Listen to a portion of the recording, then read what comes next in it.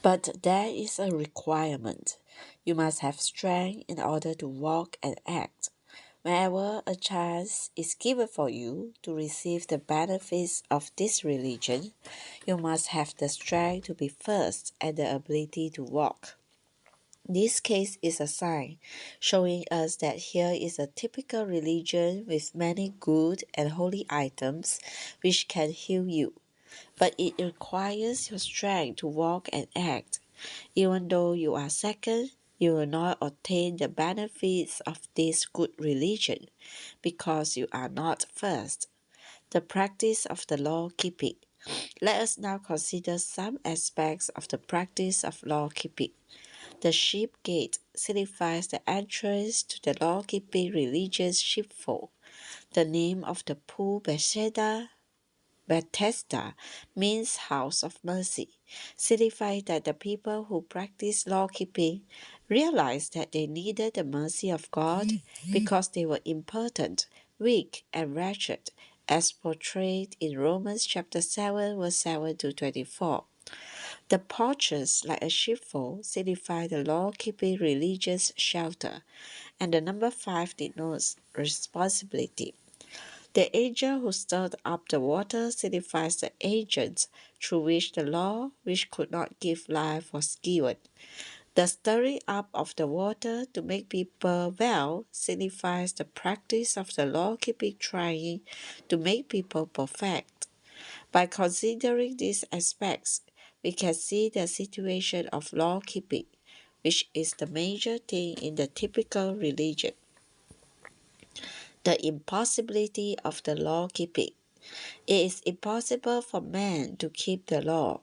No one can do it. Just as people cannot walk up to the heavens, neither can they keep the law.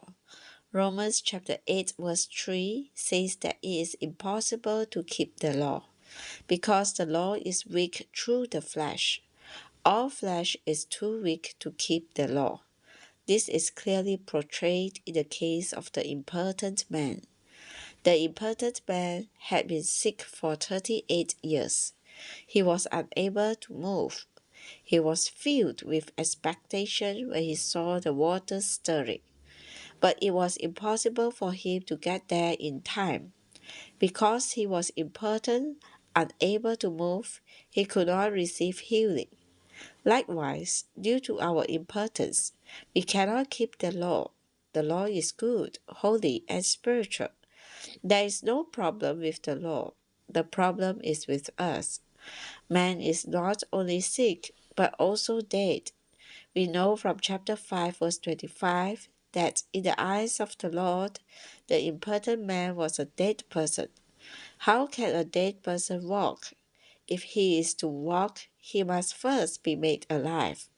As long as you cannot make a dead person live, he can do nothing. Galatians chapter 3 verse 21 says that the law cannot give life. The law only makes demands upon people.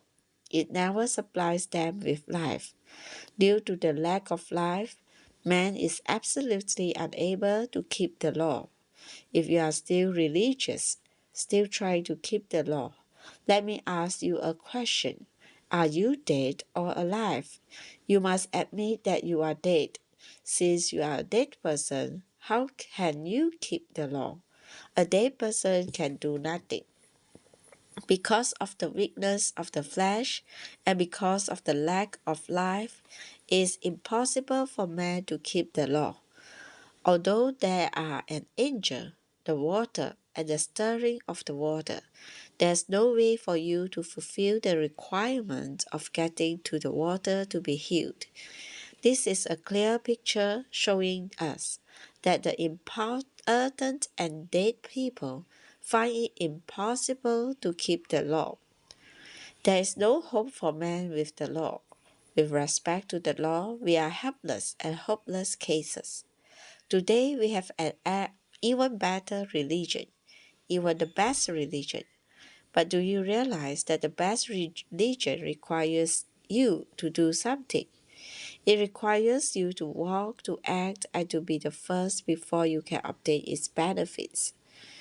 Perhaps you have discovered that you are too weak to obtain what your religion has to offer.